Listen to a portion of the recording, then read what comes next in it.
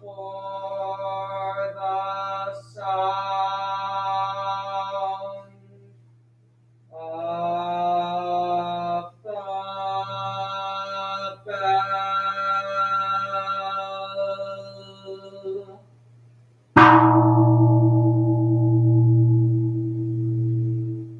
Mind calm, body at ease, breathing quiet, sentiment benevolent.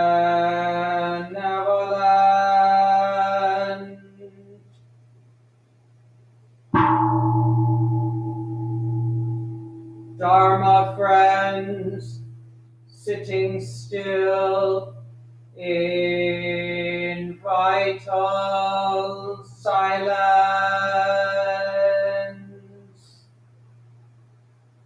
wanting nothing. We practice eco-Buddhism together.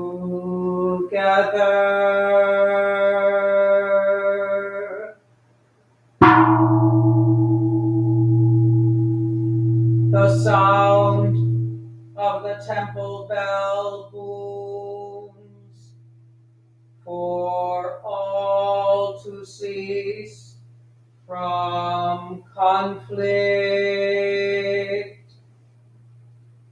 May the way of Buddha usher in the dawn of nonviolent global village forever.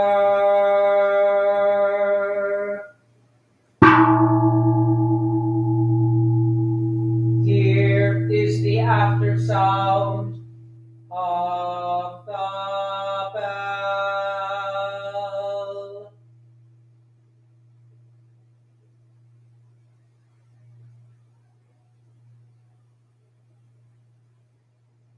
Thunder of silence, light after Dharma rain.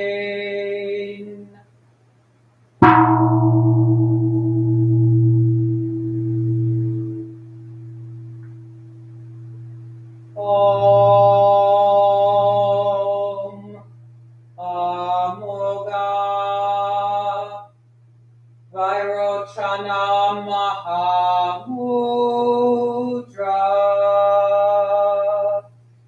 Mani Padma Jabala Pravartaya Om.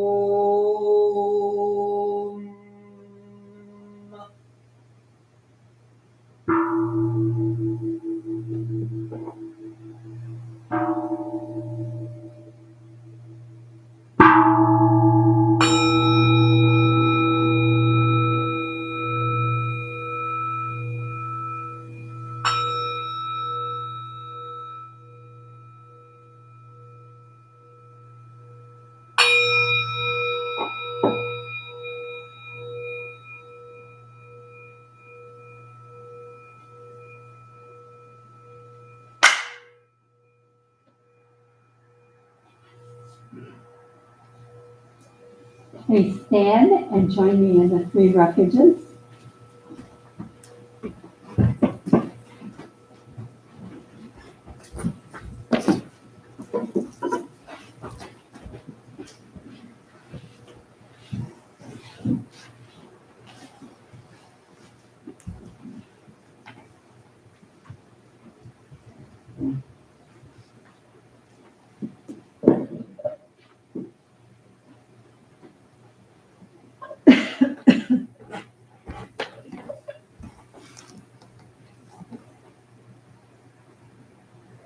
So we take refuge in Buddha, Dharma, Sangha, first in Sino-Korean and then in English. So please follow along, join in as best you can.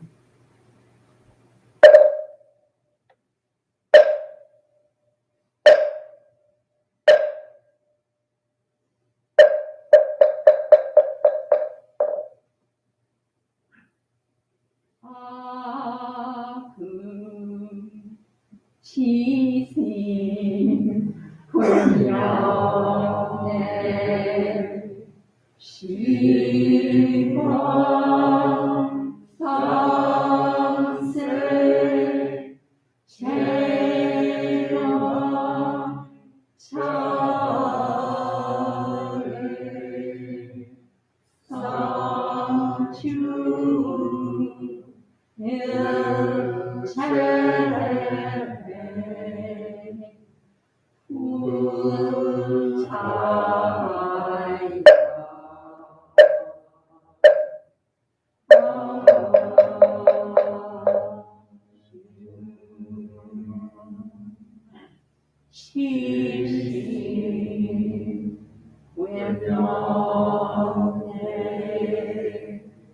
시방 삼세 체험 차례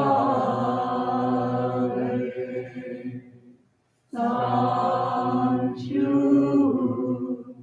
일체 담마야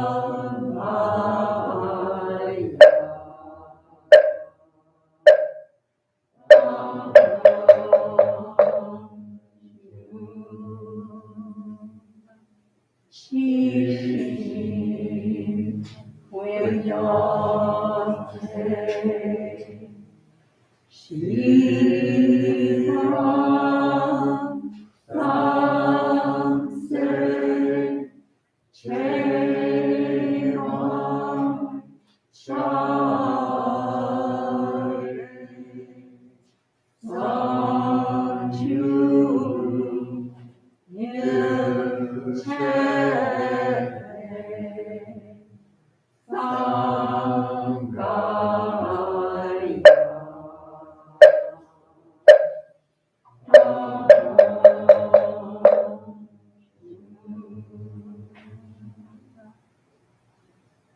I go for refuge to the Buddha. I go for refuge to the Buddha, And resolve with all beings. and resolve with all beings. I will cultivate a heart of enlightenment. I will cultivate a heart of enlightenment And realize the great way. and realize the great way. I go for refuge to the Dharma. I go for refuge to the Dharma, And resolve with all beings. and resolve with all beings. I will penetrate the teachings I will penetrate the teachings and uncover oceans of wisdom. and uncover oceans of wisdom.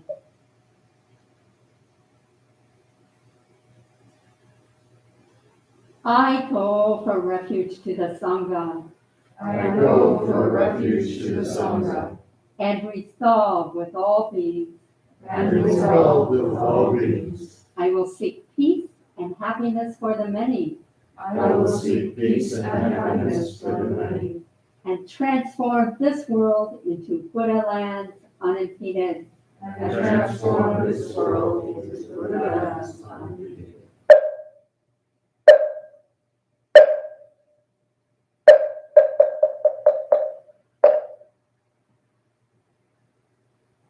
Please return now to your places for another shorter period of meditation.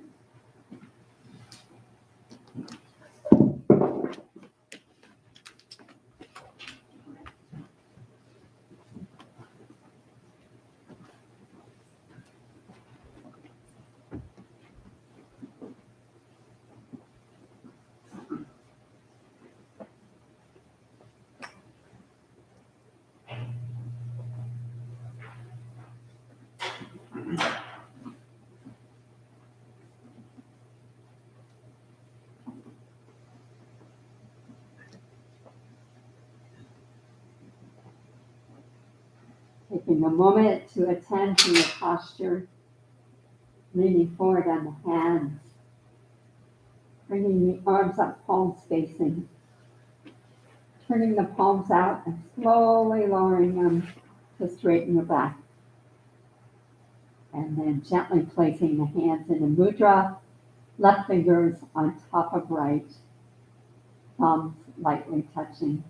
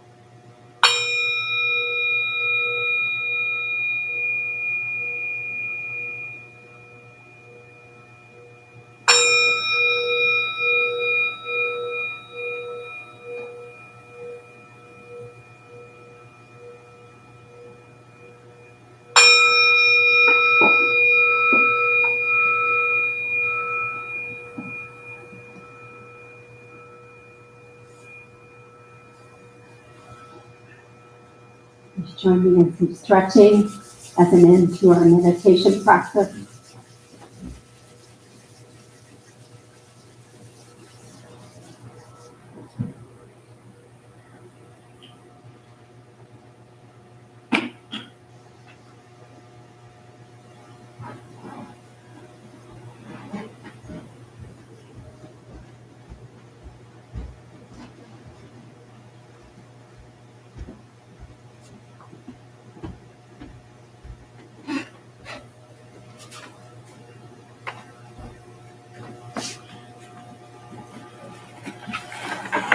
Remembering to breathe as we do these stretches.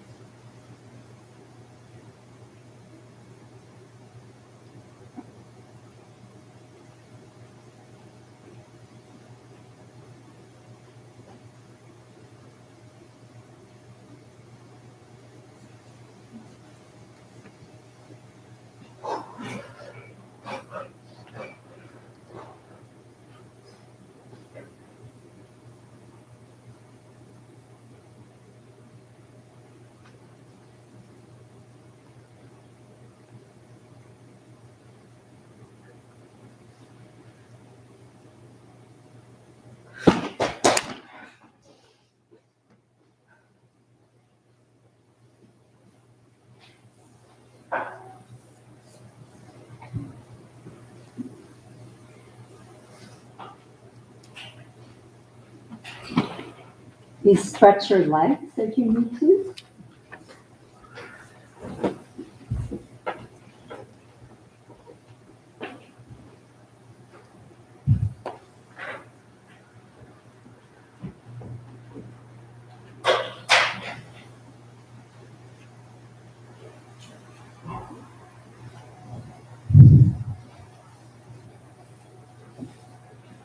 I hear the whoosh, so it must mean it's working. Okay. So please place your hands palm to palm and deepen your breathing so that you may listen to this week's Dhammapada reading.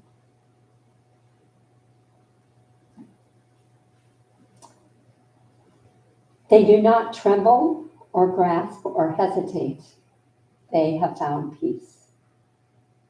Calmly, they let go of life, of home and pleasure and desire. Nothing of humans can hold them. Nothing of the gods can hold them. Nothing in all creation can hold them. Desire has left them, never to return. Sorrow has left them, never to return.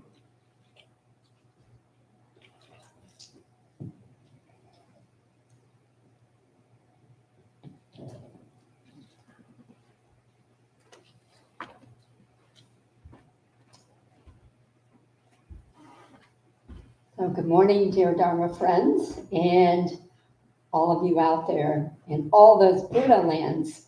Thank you for being with us this morning. Mhm.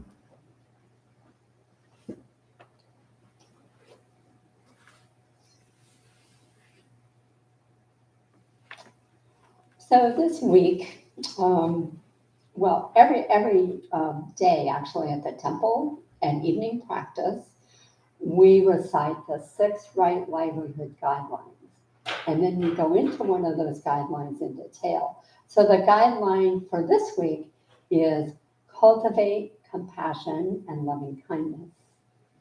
And it goes like this. Notice where help is needed and be quick to help. Consider others' perspectives deeply. Work for peace at many levels. I think the third element of that guideline is particularly interesting.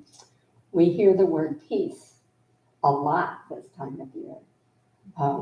As we bring the year to a close and reflect upon it, that is one of the things that we seem to desire most. And as we look around us, we realize that peace continues to be elusive. So the virus rages on, climate change is upon us, shootings in schools, wars continue, all of these things. So what does this mean, work for peace at many levels? So today I want to explore a few aspects of this. It's a very, very broad topic, as you know. But we'll try to get into a few aspects of it. So I want to begin with some inspiring stories from Korea about how in our Korean Buddhist tradition, people have worked for peace, and then we will move into how we ourselves can do that. But let's start with Korea. So we have this publication. It's called Spring Wind. We're no longer printing it. Has anybody seen this or familiar with it? Okay, a few of those. I remember when I was first starting to come to the temple, I would really look forward to getting these in the mail because they are so full of interesting stories and inspiring verses and reflections by Sangha members. And Sunam, Sama Sunam, our founder, always wrote some story, usually about Korea, because that's the root of our tradition. This particular issue that stories are coming from today are spring 1984. So I'm going to share, first I'll share a story about peace, a couple stories about peace. From the viewpoint of leaders, how do leaders promote peace? So in the Buddhist tradition, and let me put this more in context, the Buddha encouraged his followers to just renounce the world and to go and just cultivate inner peace. And that certainly is one way of going about it, and was quite important and helpful to the followers. But most of us are laypersons. So the question is, if you're not a monk or nun, how do you cultivate peace? And so leaders, like the rest of us, most of the rest of us are laypersons. So these early stories about leaders come from that perspective. And they go way back. So the first story is a leader from 567. I'm not sure I have that date quite right. But this was King Hassan of Petke, that's a province within Korea. And this king ordered his subjects not to kill any living being. Domestic animals and fishing and hunting gear were abandoned.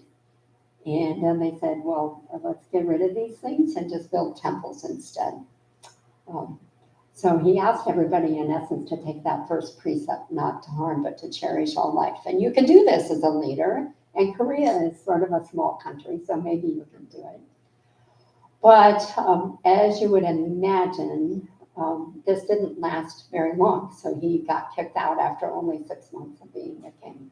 So it was a noble ambition, but may not have created peace in exactly the way that he had hoped. So the second story is about Queen Sadok. She was a monarch during the Shilla period, 632 to 647. There were not very many female monarchs in this time period. And so she sought the advice of a priest, his name was Chajang, to help her gain some wisdom about how to rule and how not to be overthrown. And the guidance was that she should build a pagoda that would be inspiring to people and would remind them that she was a person of practice and she should cultivate her practice. So she built this 9-story pagoda, all of stone. And the reason it was 9 stories is there was 1 story for each of the neighboring states. And so then she dedicated the pagoda to peace and happiness. And the priest, Chagam, went around the countryside and offered precepts to all the people. So this pagoda was sort of a successful endeavor toward inspiring people to peace. So it was built in the 600s. I don't have the exact year to date, but 632 to 647, somewhere around there. And it lasted until 1238, when an invading force came in and destroyed it. So that's some stories about leaders creating peace. In our time, I don't think we have leaders going around constructing pagodas and things like this. But maybe you can think of some examples of leaders in the world who are inspiring their peoples to pursue the path of peace. So the second story has to do with together action. So leaders and then together action. And this action in Korea was actually a national endeavor. Korea is kind of a desirable target for surrounding countries. So they've experienced many invasions from the Chinese, from the Japanese, invading their land. And so the Mongol invasion in 1238 was one of the big ones. And so how did the people respond to this invasion? So during the Mongol invasion, they burned down that 9-story pagoda that we talked about. And they also destroyed something very precious to the people of Korea. The Koreans had constructed on wooden blocks the Buddhist canon, the Tripitaka. And so this was very precious to them. And during the invasion, the Mongols completely destroyed it. And so the people of Korea then wanted to reconstruct this. And I want to read a little bit about the story of how they did it, because this is truly inspiring together action. And you think about that, this is how you create peace within the nation. So it was that Koreans did something unprecedented in the history of war. Instead of raising an army or training guerrillas, the ruling Korean court issued a spiritual message which ordered national mobilization for the carving of the Buddhist canon. It was the burning aspiration of the Korean people to repel the Mongols and restore peace, and restore peace and order to the country through the intervention of the spiritual power of Buddhism. The head office for supervising the work was set up on Kongwang Island, while a branch office was set up in Namhae, Gyeongsang province. So during the Mongol invasion, what happened is all of the leaders retreated to this island, and a lot of the Korean people as well. So that was the site of their work. So this second project was not a recopy of the first version of the Korean Buddhist canon, but it was a new editorial adventure. Utilizing all of the available canonical literature, a board of scholars, under the guidance of priest Sugai, prepared editions for the carving. It took 11 years to prepare the canonical texts to be put on the printing blocks. According to the catalog of the new Buddhist canon, compiled in 1251, there were 1,511 titles. In the meantime, as they were gathering together all these scriptures, the wood for carving was being collected. Only the very hard and durable wood of white birch, which grew on the islands off the coast, was chosen. The wood was then soaked in seawater for 3 years, so the wood would keep itself free from worms. Then it was cut to the right size and boiled in salt water. After that, the wood was dried in the shade and planed. On the final polished wood blocks, scribes wrote in brush ink, character after character, with the utmost care and devotion. It was said that they prepared by purifying themselves, burning incense, and performing prostrations. Then they sat upright in meditation postures and proceeded to write, mindful of the miseries of their people under Mongol hands. Then it was the turn of the carvers, who devoted themselves to their work no less wholeheartedly than the calligraphers. It was as if everyone were engaged in the great Yeonmunjongchen with a strong sense of national urgency. So Yeonmunjongchen, you've heard us say that term from time to time. It means an intensive retreat. For us, usually that lasts 5 days. For the Korean people in this instance, it lasted like 12 years. So the editing work was a masterful job of scholarly effort. When finally edited, corrected, and carved, the set of blocks numbered 81,258 plates. Each was carved on both sides with 23 lines of 14 characters each. The calligraphy was excellent, and the layout such that all the characters appeared in large size. The blocks measured 2 feet, 3 inches in length, and nearly 10 inches in width, and more than 1 inch in thickness. Xylographs from these blocks have played a major role in modern editions of the Buddhist canon, serving as the basis for 3 versions of the canon published in Japan.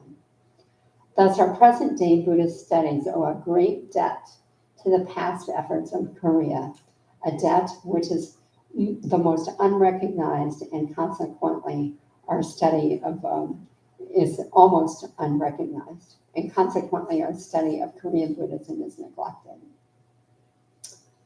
So the Mongols proved to be incapable of navigation, and they could not capture Kangwa Island where this work was being done. This allowed the Korean court on Kangwon Island to carry out the monumental project during war times. However, the work was difficult and arduous. Even women and children helped. They carried the wood blocks on their heads with reverence and did the work of applying lacquer to them. There was a high level of cooperation towards the project between Koreans on the island and those on the peninsula under Mongol domination. They worked at night, out of surveillance of the Mongols. It took the nation 15 years to complete editing and carving of the new Buddhist canon. This Korean Buddhist canon is still the most accurate Buddhist canon available in Chinese. The Koreans did their utmost not to make errors in transcribing such stupendous Buddhist texts. One is only left to wonder if people could have reached such a high level of perfection without the strong sense of urgency and burning aspiration. The Korean Buddhist canon is none other than the pure spiritual product of the selfless devotion and faith of the Koreans in face of the Mongol domination. And so this project, when it was completed, eventually it was moved to one of the three most prominent temples in Korea when peace returned. So it's currently at Hinsa Temple. And there is a picture of it, which I'm going to pass around. You can see these beautiful blocks that are very carefully kept. It's considered a national treasure. And during a subsequent war, there were thoughts of bombing this area. And sort of a minor, I don't know if he's a colonel, a minor person in the military of Korean descent was very strongly brought this to the attention of the US and said, don't you dare. This is a national treasure. And so it was preserved. So I think this is a very inspiring example of together action, bringing peace. One more Korean story, and this one is of individual action. So if you're not a leader, and maybe if you're not in a huge national effort, what is it that you as an individual can do to bring peace? So this one is a story of Yi, Y-I, let's see what his last name is. Kapyong, K-A-P-N-Y-O-N-G, Kapyong, Yi. And this layperson lived from 1850 to 1957, so a more contemporary kind of figure. So he too was living in a troubled time. I think this was the Korean War during this time. And he realized there's probably little he could do to help improve the country. So he devoted his life to spiritual work, which he could do all alone. So he ate a raw food diet. He wore only wooden shoes, unpadded clothing. He sat on a rock in meditation for days on end. So he just deeply cultivated his Buddhist meditation practice. And then his practice was to build pagodas from hand-picked stone. He would gather stones from the countryside and then very carefully make these pagodas. There was no mortar involved in these. And if you see pictures of them, they're really quite beautiful. Some of them are as high as 10 feet tall.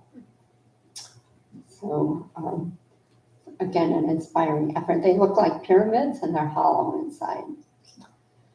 And they have endured despite the harsh weather of Korea. And a remark that has been made about this is pagodas of merit and virtue do not crumble. So these pagodas also continue to be maintained by this man's son and grandson. So he practiced and built pagodas until he was 97 years old. And then when he passed away, his son and grandson took on this endeavor of maintaining the pagodas. Those are some stories from Korea. What are some of the key lessons here that now we can bring into everyday practice? So one is this idea of together action. I feel very fortunate to be able to live here at the temple because we engage in this together action all the time. Right now, we're fortunate to have a few extra people living with us, and Chris and Wancho are over there, and we also have Jangnak staying with us, and they've been involved in these efforts to reconstruct our library. We moved the library from the basement downstairs because it was at risk of flooding. And so now it is in the temple proper, and it's shaping up to be quite beautiful. Also, Pasadi here from Fort Wayne, one of our Dharma guardians, came to help with this project, and she's been here this weekend. Jangnak is practicing with us keeping silence. We've not had somebody just keep silence for a while, so that's quite inspiring, makes all of us feel more peaceful in and of itself. In addition, she's been doing a very deep cleaning of the temple, which is much appreciated. So that's an example of together action. And here we are, we're sitting together at Sunday service, our little way of creating peace in our neck of the woods. This time of year, it's the season of gift giving, and so we're grateful for the generosity that everyone has shown in bringing warm clothing, food, toiletry, so that we can distribute that to people in need. But most of all, I think as we try to cultivate peace at many levels,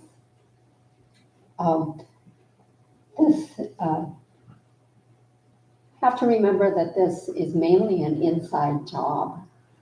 And our Buddhist teachings and practices have a lot to offer in this regard. So some of the things that we're all familiar with, following the precepts. So, the 5 main precepts: not to harm, but to cherish all life, not to take what's not given, but to respect the things of others, not to misuse our sexuality, not to lie, but to speak the truth, and not to misuse intoxicants. So even if we just focus on practicing those 5 precepts, that's a lifetime endeavor, a lifetime peace endeavor. We have the 6 paramitas. Does anybody remember the 6 paramitas and can recite them for us? Maybe. Okay, well, yeah, go for it. 6 paramitas. 1, Dana paramita. Dana paramita, may I be generous and helpful. 2. Let me get this for you just a second. You flip it. I will take it. Flip it to itself, that helps. I have a production with the microphone.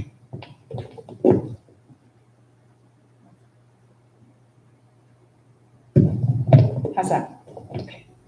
The 6 paramitas. 1, Dana paramita. May I be generous and helpful. 2. Shila Paramita. May I be pure and virtuous. 3. Shanti. Shanti Paramita? Oh. May I be... Patient. Oh, Kashanti. I couldn't hear what you said, sorry. Kashanti Paramita. May I be patient. May I be able to bear and forbear the wrongs of others. 4. Virya Paramita. May I be strenuous, energetic, and persevering. 5. Dhyana Paramita. May I practice meditation and attain concentration and oneness to serve all beings. 6. Prajna Paramita. May I gain wisdom and be able to give the benefit of my wisdom to others.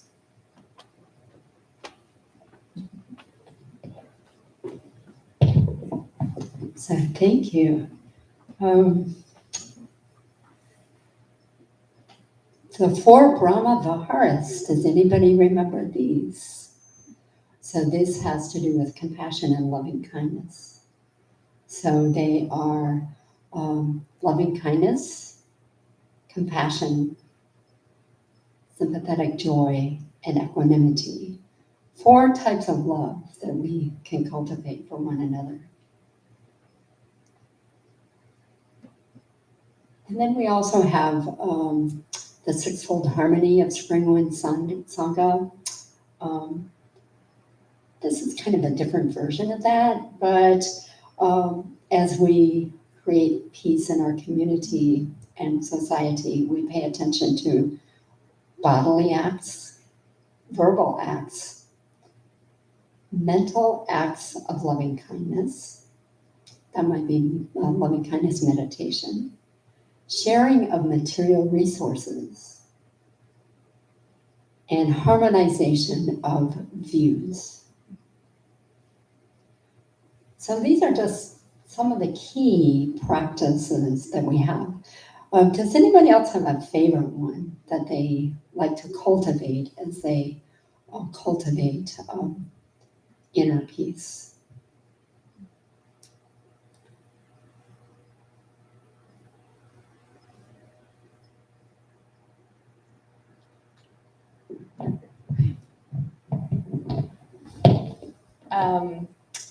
I like going for a walk and saying hello to everyone that I pass.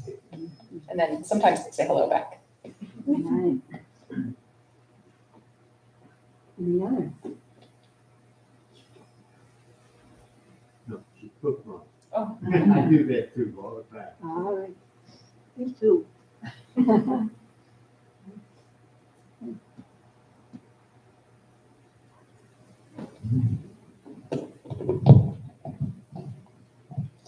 So would like to encourage you to tap into all the stuff that you've learned from being part of this community and coming to services.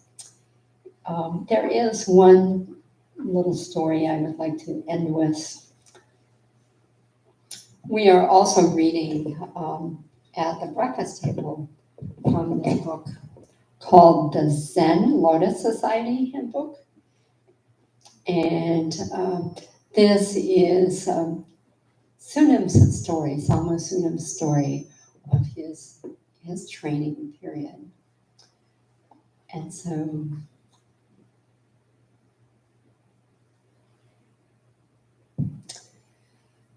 okay, so this one has to do with his being inspired by a monk that he observed. On the night before the great monk left, Okansa, I paid a visit to him in the guest quarters. It was a dark night in the mountains. Insects sang aloud in the dark, and a bleak feeling of late fall was everywhere. The monk was the only guest in the guest quarters. I saw his lone shadow silhouetted against the paper door under a candlelight. I stopped and looked at the shadow. He was sitting in meditation alone, facing the wall. I was struck by the solemnity of his lone figure. I never thought a lone figure could give me such a powerful feeling. It was then that I realized that I was looking at an eternal human image for the spiritual quest, which had been handed down to this man without interruption. And so I think we can be grateful for the practices that have been handed down to us without interruption. Yeah. So I think I'll leave it there. And wishing you the finding of peace.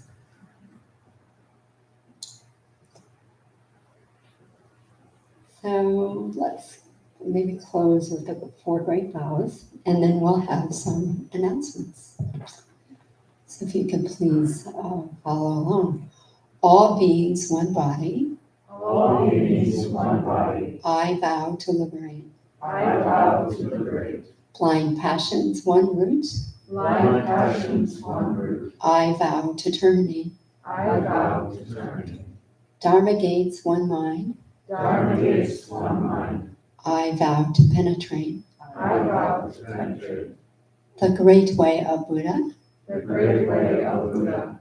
I vow to realize. I vow to realize.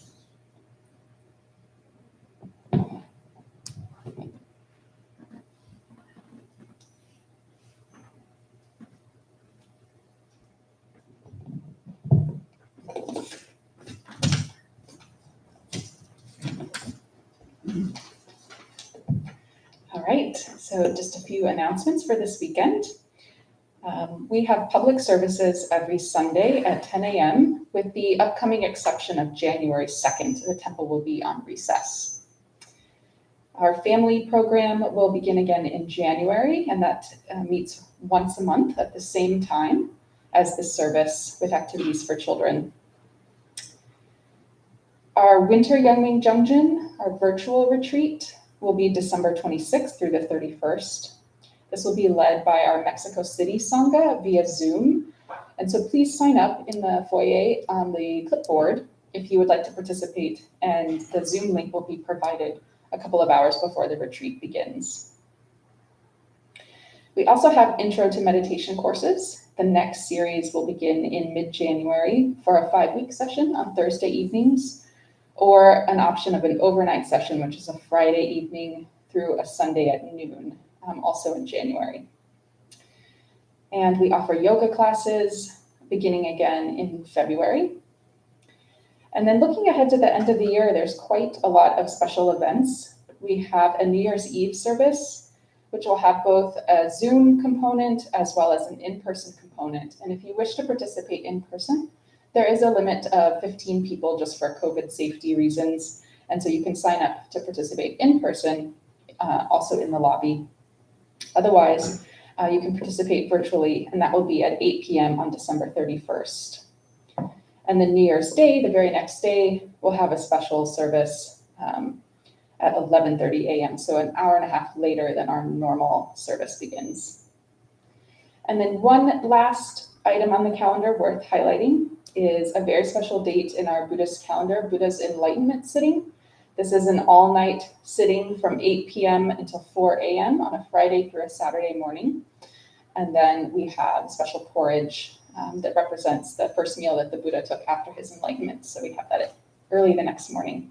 And you can stay for some or all of that time.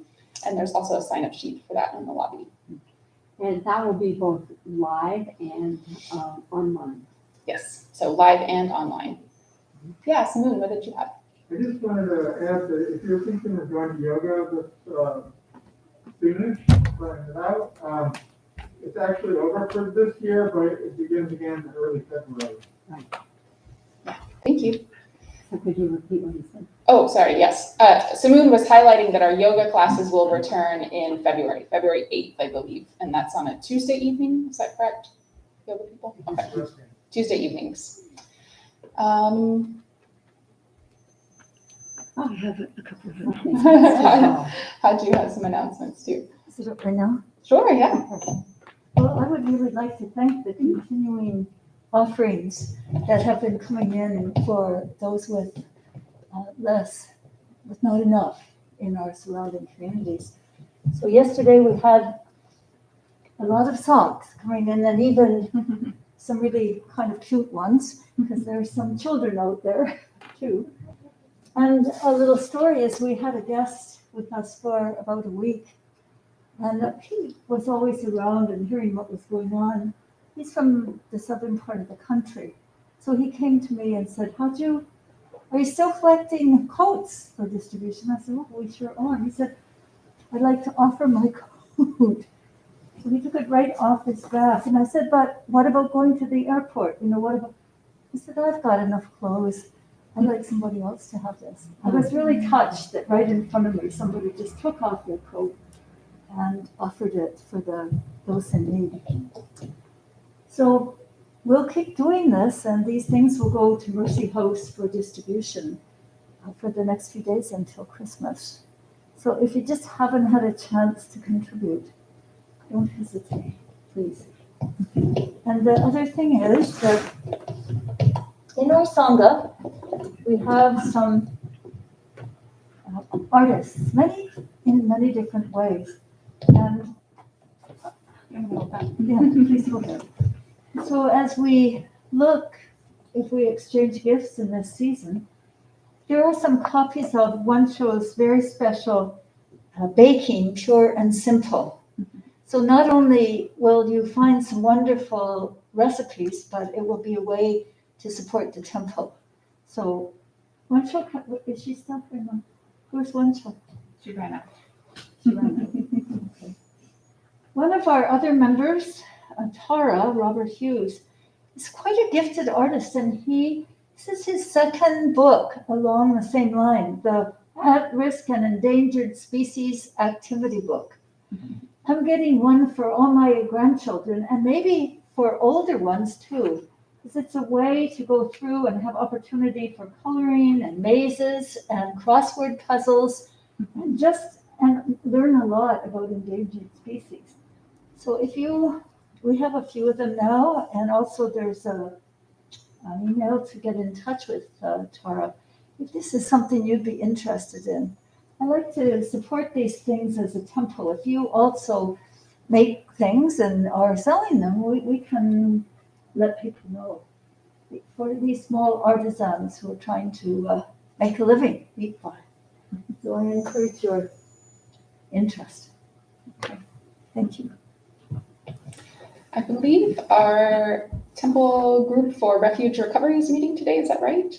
So this is our Buddhist 12-step group, and they will be meeting in the basement here in the old library, so just through that door and down the stairs. Are there any other groups meeting today? All right, so if you have any questions, feel free to ask anyone in the gray clothes, and all of the sign-up materials and other information about the temple is available out in the lobby. If you would like to leave a financial contribution to support the work of the temple, there's also a fishbowl, and there's always volunteer opportunities to do work practice, cleaning, cooking, etc. So if you're interested in that, just let us know. So thank you.